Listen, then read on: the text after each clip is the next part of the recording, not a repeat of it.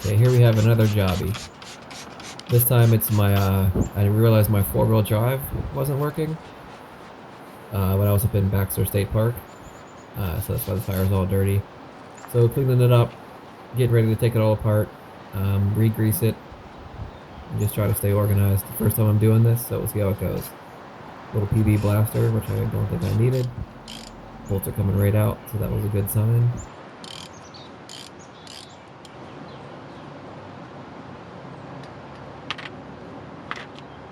Okay, here's the moment of truth.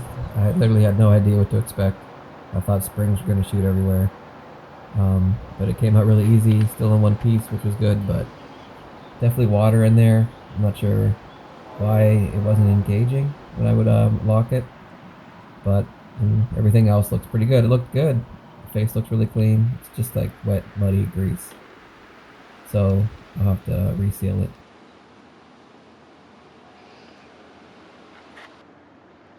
So with everything wiped down, ready to get it back together. Definitely might want to replace this in the future. There's a little bit of water damage, but no rust or anything too bad, just some water spots.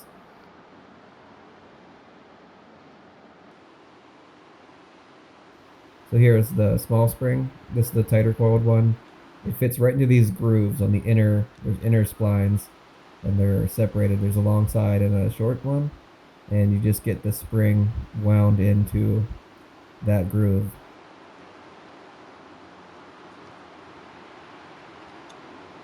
So yeah, just get the bottom half of the spring in there lined up properly with the splines, leaving a little bit out because you have to put the pawl on. So here's the pawl. And this fits right on top of that. You'll see that there's two teeth that fit right into the splines. So line it up, put it on there. And then on the top part, there's 4 tabs. 2 the spring rests on, and then the other 2 they rest under.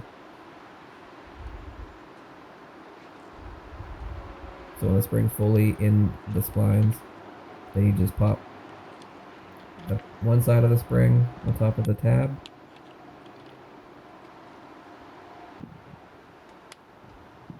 And then the other one. And those other ones that fold in are holding the spring down. So you see everything's in place.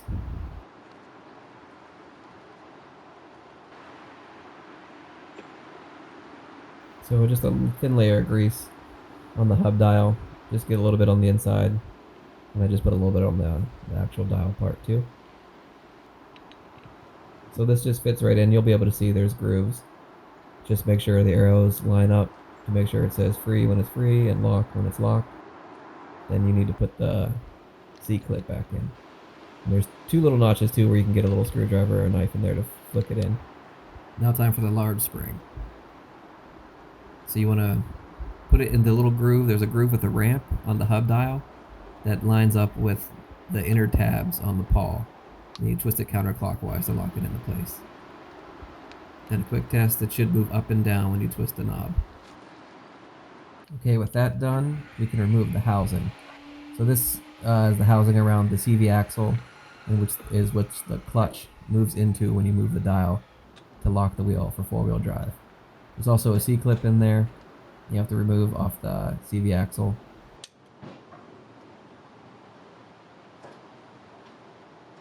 So that out of the way, and then there's also a spacer behind that. It should be free to come off.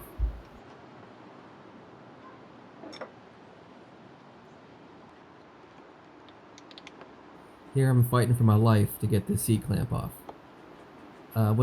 It's not a C-clamp. It's a snap ring.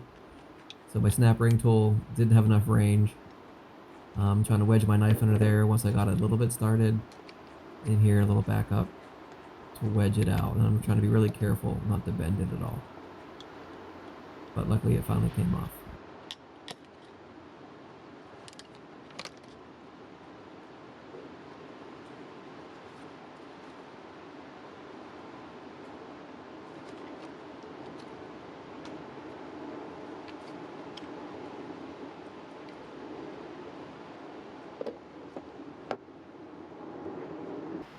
Everything's all cleaned up, ready to get put back together.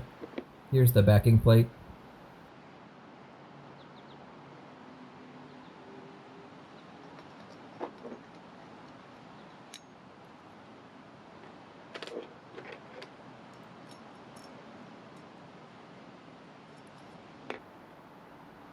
Okay, everything geezed up.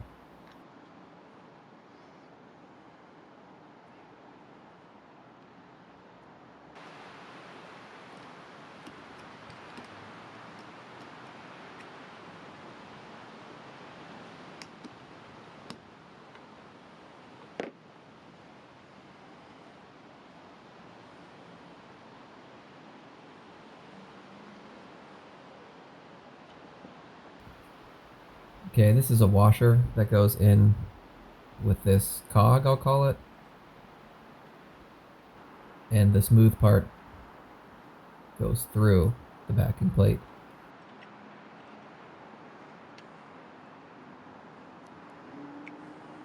And it'll pop up on the other side.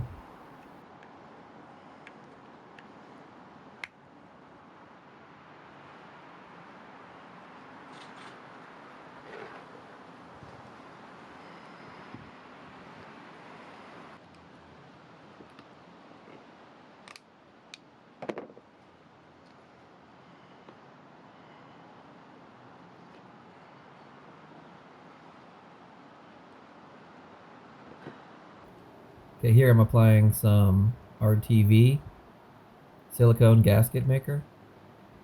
This will just help seal it and make sure all the water stays out. You're gonna kind of want to do a continuous bead all around.